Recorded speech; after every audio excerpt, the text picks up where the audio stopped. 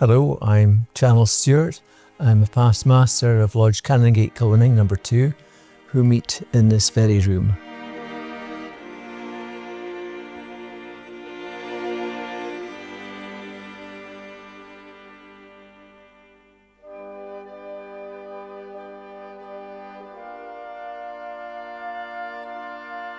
Freemasonry, what is it?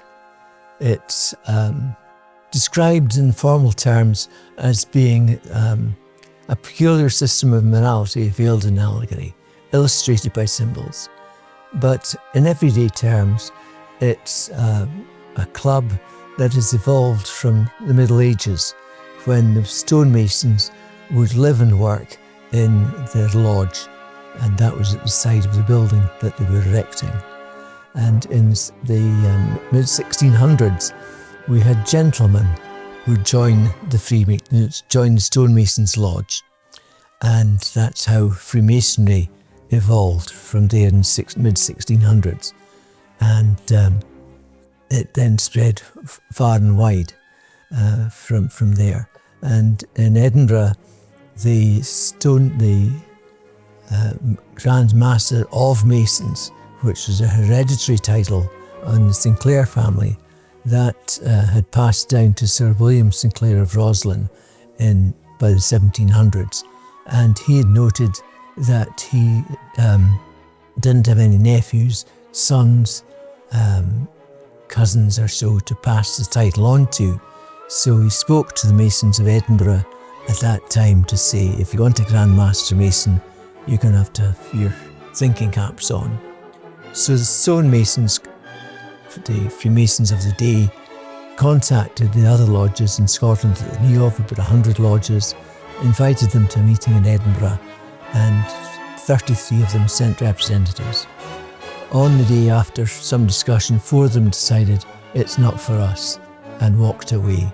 But the other 29 continued, and they formally set up the Grand Lodge of Scotland, and William Sinclair of Roslin, who had renounced his hereditary title, was elected Grand Master Mason in November 1736. To encourage the other lodges in Scotland to join the fold of the Grand Lodge of Scotland, certain considerations were given. One was that they could keep their own ritual, how they did things in their lodge, because they've been on the go for quite a long number of years without anybody looking over their shoulders to say, do this, or you'd better do it that way round. And the other concession was they could keep their own regalia, how they were dressed, because each lodge had its own means of identifying their members. So that's why in today's lodges, if you go into a Scottish lodge, you'll see a wide variety of colours of aprons of the various lodges that are represented there. With regard to the regalia, with regard to the ritual rather, it's very much like if you go into the Church of Scotland bookshop, buy half a dozen different Bibles down through the years. There are different words and phrases used here and there, but the core message is the same.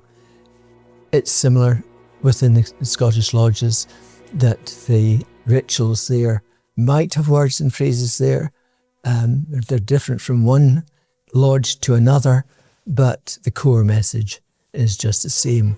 And it has evolved over the years since 1736, since the Grand Lodge was formed, but has evolved since long before that. The oldest minutes that we know of date back to the late 1500s, and we've got very many lodges that were formed in the early 1600s, and right through to this day and age, we've got lodges being formed in Scotland and worldwide as well under the Grand Lodge of Scotland.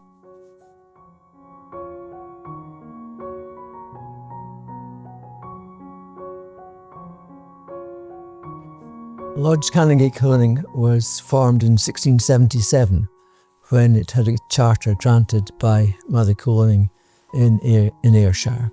The Masons of the Canongate were desirous of having a Masonic lodge in the Canongate, and they requested Mother Kilwinning to grant a charter. and that was duly given, and it was dated in 20th of December 1677. Our history for a period after that is somewhat lost in time, and it's open to discussions how that came to be lost. But in 1735, we had got our act together and have got a complete set of records from there on to this day. In 1735, we had purchased the building adjacent to here, which was the home of Bailey Jack and his wife, and that gave us the ground here to build the lodge, which makes it the oldest purpose-built lodge room in the world.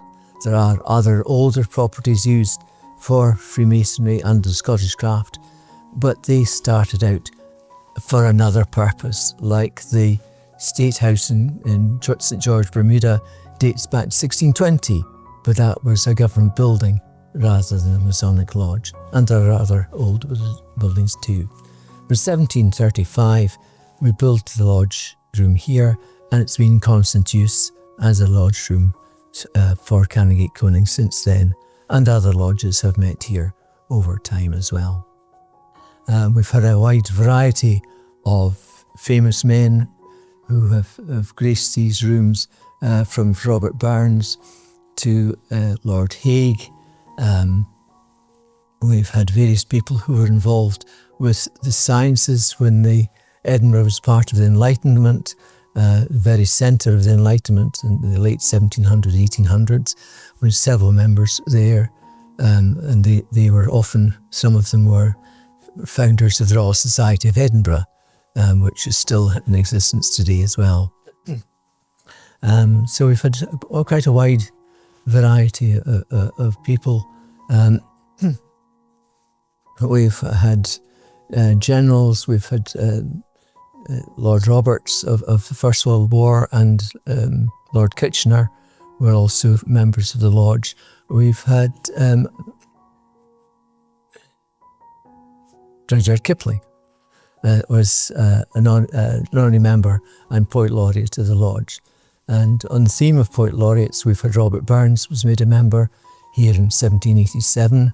There's a very well-known picture which is dated 1st of March 1787, but he was made a member here on the 1st of February 1787 when the master saw him in the company and said, "I want to make Robert Burns a member of the lodge," and that was agreed. And there's a painting of that event in the Scottish National Portrait Gallery, and fortunately it's in storage, so it's not in public view, but there are images of it online that folks can find. And it's subtly different to the picture that's in Grand Lodge, which is the inauguration picture of 1st of March 1787. The room here, Can we go to the Post Nobile Febus? Post Nobile Febus, yeah. The motto of our lodge in Latin is Post Nobile Febus, after the clouds, the sun. And that's represented in our lodge tie with the maroon of the lodge colour, the shaft of sunlight and the gold there, and the grey cloud in the tie there as well. And above the fireplace in the old kitchen, there's an inscription there, "Tomorrow no sorrow will be here," but it's written in Old Scots, so you've got to really think about what you're looking at. But once you get your mindset into it, it becomes quite obvious. And so the other translation could be, "Always look on the bright side of life."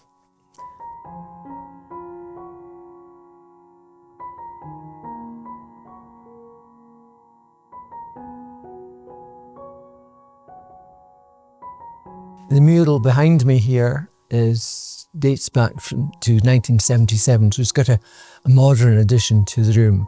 It was painted in memory of Alec Buchan, who was a past secretary of this lodge and past master, and he was also past Grand Secretary of the Grand Lodge of Scotland and of the Royal Order of Scotland. And it was the Royal Order of Scotland who commissioned a painting.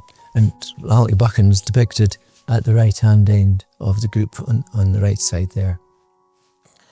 It depicts King David speaking with his architect at the building of Holyrood Abbey, and takes its rise from the legend that King David had gone hunting on a feast day, the Feast of the Holy Rood, or the Holy Cross, and he'd gone out hunting against the advice of his courtiers.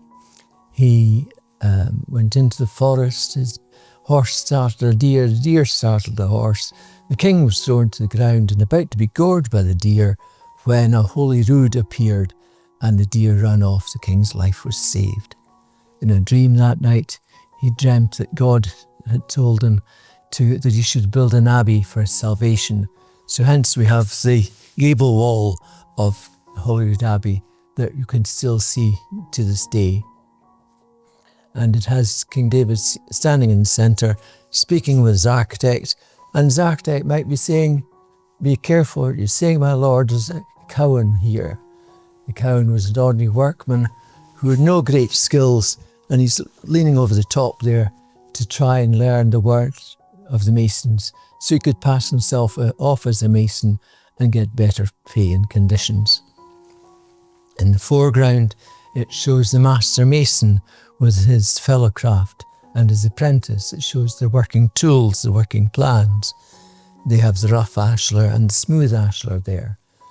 And arrayed around about the picture are people who were depictions of people who were involved with the lodge and members of that Scottish enlightenment. So the folks who thought there's a bit more to the life, and it involved the sciences in the late 1700s, early 1800s.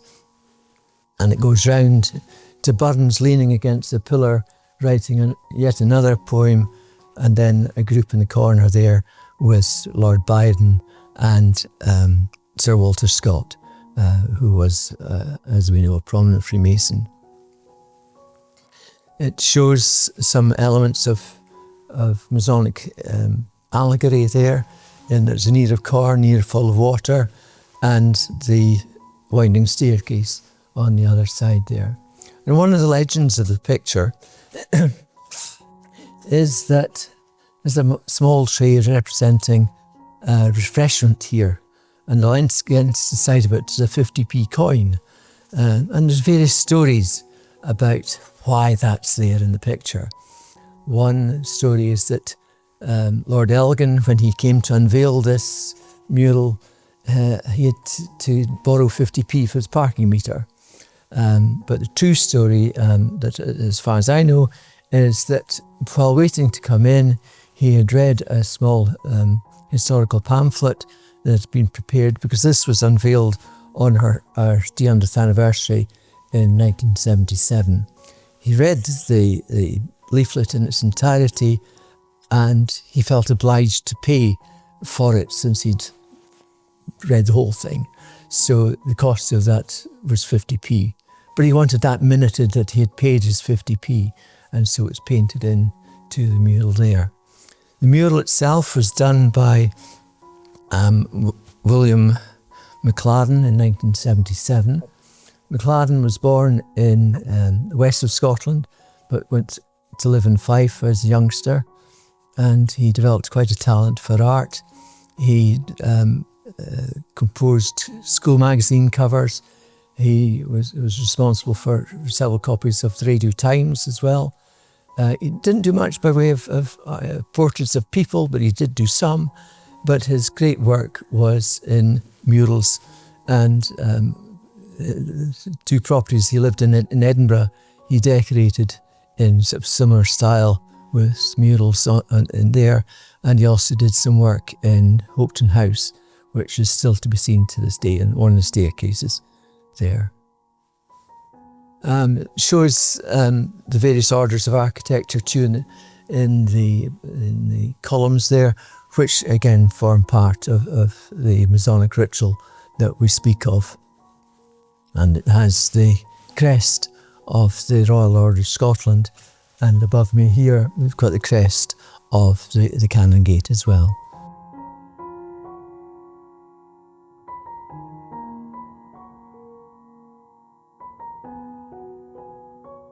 From 1735. The decor in the room to this day dates back more to the 1830s or so, with the inclusion of the 4 murals on the wall, which are trumped eye. They test your eye because they're 2D images, but they give a 3D effect in that there's an element of depth to the picture, makes it look as though it's an alcove that statues are standing in, but it's just a flat picture. And the one behind me there, it's of William Shakespeare, and I can only link the 4 that are in the room as being men of letters. There's no other connection I can make to them because not all of them were Freemasons.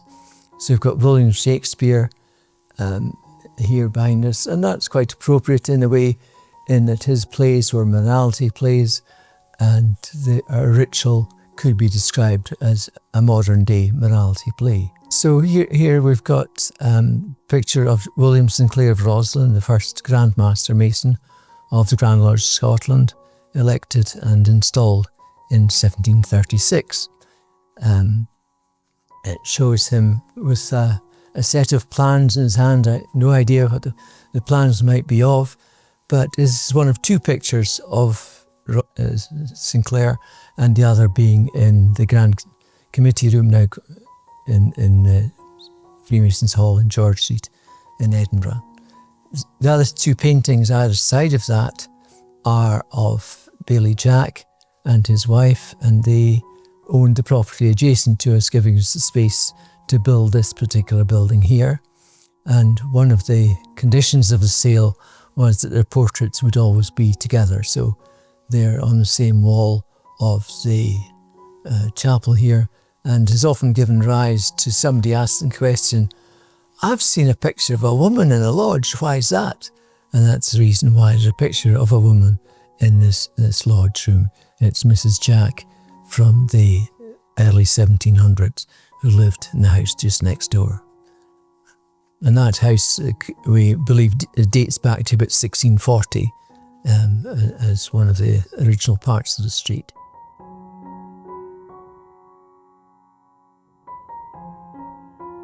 The organ here dates back to the 1750s, and it is of a type that was manufactured by Johann Schnetzler in London, and he had come up to the lodge to survey the building before having it constructed. It was sent up by ship from London to Leith, then taken by horse and cart to the lodge here. And one legend goes that some of the panels, it was the original flat pack, some of the panels were too large to negotiate the winding staircase, which was access to this level at that time, and so they just knocked a hole in the wall to get the panels in. But it's of a type that Handel, Mozart and Haydn would have been familiar with in London. However, there were other Schnetzler organs in Edinburgh at that time, and to my knowledge there's only one remaining in St Cecilia's Hall, just a few hundred yards away. One of the panels in the back of the organ does have the signature of Johann Schnetzler himself. Until a few months ago, I thought it was one of the trademarks of Schnetzler that the keys are reversed, that the bulk of the keys are black and the flat notes and sharp notes are white. But it turns out that was the way that keyboards were when they were first invented. And it makes absolute sense as a non-keyboard player that they changed the colours round, but you just had a massive black keys with a black gap between them. It must have taken a lot of muscle memory to play them properly. The organ is a 2-man job, unless you've got a very adept organist. There's a wee foot pedal that they can put air into the bladders at the back there, and otherwise there's somebody sitting at the side pumping air into it. There's a wee float at the side so they can keep the correct pressure so that it doesn't distort the sound that comes out. The organ, say, was built in 1750. It's regularly overhauled and is in use at all of our meetings. We've had some very capable organists over the years, and it graces our meetings all the time. And some years ago, we did produce a cassette tape of the organist of the day playing a variety of music there. But it is a lovely tone, and it's playable to this day. Finally, I learned a real story about it. Right, okay. Okay,